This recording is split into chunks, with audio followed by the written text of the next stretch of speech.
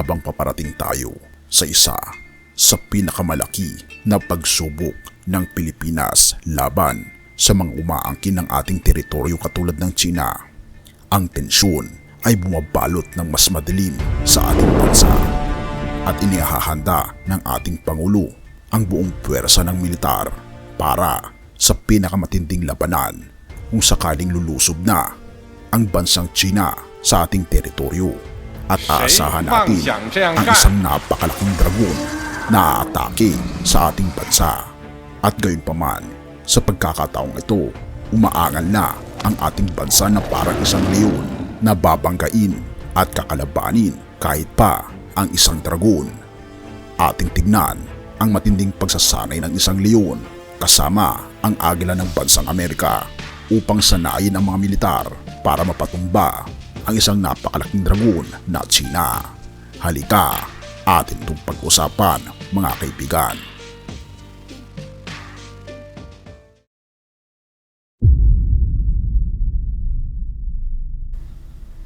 Isang nakakabinging pagsabog ang lumanig sa baybayin ng Lawag. Mula sa malayo, kitang-kita ang paglipad ng Javelin missiles at malabangungot na putok ng howitzers. Ang mga sundalo ng Estados Unidos at Pilipinas ay nagpakawala ng kanilang pinakamabigat na sandata upang magpanggap na tila nagtatanggol laban sa isang maritime invasion sa tabi ng South China Sea.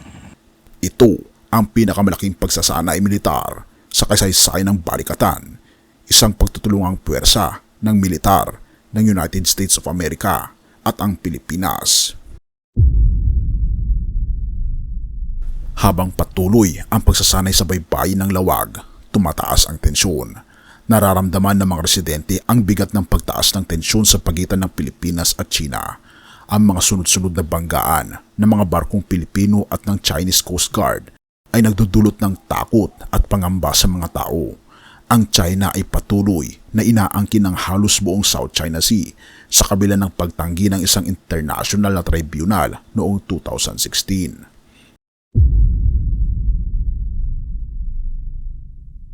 Sa kabila ng katahimikan ng gabi, ang tunay na pagsasanay ng militar ay naglalakbay sa hangin. Ang mga sundalo ay patuloy sa pagsasanay sa hilaga at kanlurang baybayin ng Pilipinas malapit sa South China Sea at Taiwan Strait. Kung ating makikita, buong puwersa ang militar sa mga pagsasanay na ito. Sa mga tubig na lagpas sa territorial na limitasyon ng Pilipinas, ang mga pagsasanay ay nagpapatuloy, naghahanda para sa anumang posibleng kaganapan. Ipinapakita rin sa pagsasanay ang mga bagong sandata ng Estados Unidos na maaring ilagay sa Pilipinas sa panahon ng digmaan. Ang Typhoon missile launcher ay unang ipinakita sa Asia Pacific. Mula sa hilagang bahagi ng Pilipinas, kaya nitong maabot ang mga target sa Taiwan, kasama ang mga base at infrastruktura ng China sa South China Sea at mainland China. Sa kalagitnaan ng pagsasanay, isang barkong pandigma ng China ang namataan malapit sa Itbayat, ang pinakamalapit na bayan ng Pilipinas sa Taiwan. Ang Philippine Coast Guard ay agad na nagbigay ng babala sa radyo at ang barko ng China ay umalis matapos ang hamon. Sa kabila ng pag-alis ng mga barko, ang takot at kaba ay nananatili sa mga residente. Sa kanlurang isla naman ng Palawan, ginamit ng mga sundalo ang isang hovercraft upang dalhin ang HIMARS missile system malapit sa mga pinagtatalunang lugar sa South China Sea. Ang pag-unlad na ito ay nagpakita ng kahandaan ng dalawang bansa na magtulungan sa harap ng malaking banta, lalong higit ng China. Sa gitna ng mga pagsasanay, ang mga residente ng Ilocos at Cagayan ay nababalot ng takot. Ang gobernador ng Cagayan na si Manuel Mamba ay tahasang tumututol sa pagkakaroon ng base militar ng US sa kanyang lalawigan. Hindi natin kailangang pumili sa pagitan ng dalawa, sabi ni Mamba. Ayaw kong madamay ang aking lalawigan sa isang digmaan na hindi atin. Sa Lawag, pinagbabawalang pumalaot ang mga mangingisda ng mahigit sa isang linggo dahil sa mga pagsasanay. Ayon kay Arvin Mangrubang, isang pare sa lawag. Ang utos na ito ay nagdulot ng hanggang $60 bawat araw na pagkalugi sa mga mangingisda o 3,000 pesos na pagkalugi. Ang relief stipend na ibinibigay ay hindi sapat upang matugunan ang pang-araw-araw na pangangailangan ng mga pamilya. Habang nagtatapos ang balikatan exercises, nananatiling mataas ang tensyon. Ang mga tao ay nagtataka kung ano ang magiging kinabukasan ng kanilang bansa sa harap ng mga pagsasanay na ito. Ang bawat araw ay nagdadala ng bagong takot at pag-aalala.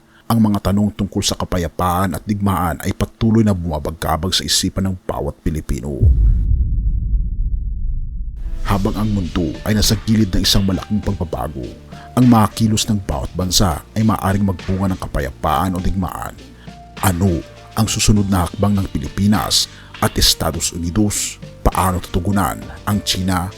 Sa bawat araw na lumilipas, ang hinaharap ay nagiging mas malinaw ngunit mas nakakatakot. Abangan ang mga susunod na kabanata sa kwentong ito na kailangan nating harapin ng may buong tapang, pag-asa at hindi matitinag na determinasyon sa tulong ng ating Panginoong Diyos.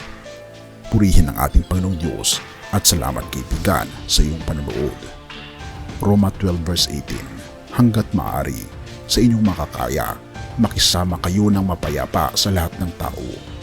Sa gitna ng mga kaguluhan at takot na dala ng mga digmaan at alingas-ngas ng digmaan, tayo ay pinalalahanan ni Apostol Pablo sa kanyang sulat sa mga taga-Roma na magsikap tayo na mamuhay ng may kapayapaan sa lahat ng tao.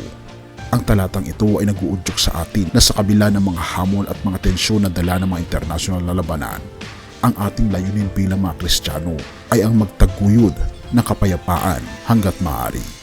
Sa pagsasalaysay ng balikatan exercises, makikita natin ang malalim na paghahanda ng mga bansa para sa digmaan. Ngunit bilang mga individual at bilang isang komunidad, paano tayo makakatulong sa pagtataguyod ng kapayapaan?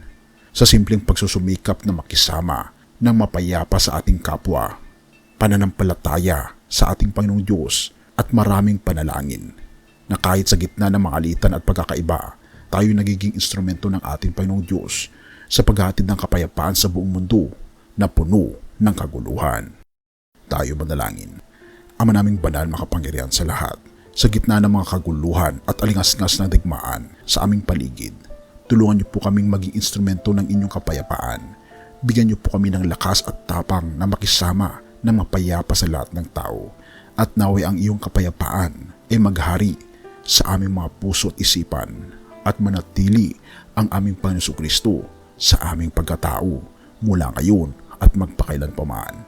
Purihin ka, o aming Panginoong Diyos, at patawarin po kami sa lahat ng aming pagkukulang at pagkakasala, sapagkat ito ay aming samot hiling sa matamis na pangalan ng aming Panginoong Hesus.